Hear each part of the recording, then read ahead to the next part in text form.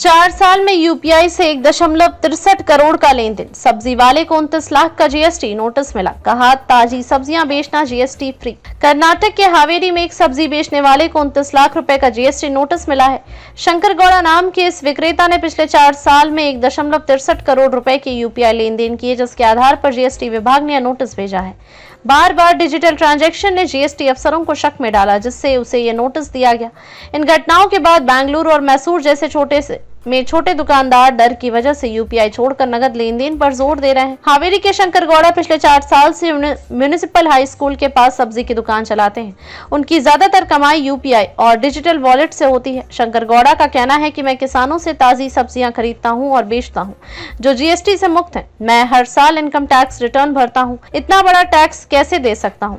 Clear tax के मुताबिक ताजी बिना प्रोसेस की गई सब्जियों पर जीएसटी नहीं लगता, अगर विक्रेता सीधे किसानों से लेते हैं और दुकानदार पर बेचते हैं। कई बार अधिकारी सारी डिजिटल ट्रांजैक्शन को बिजनेस टर्नओवर मानकर नोटिस भेज देते हैं।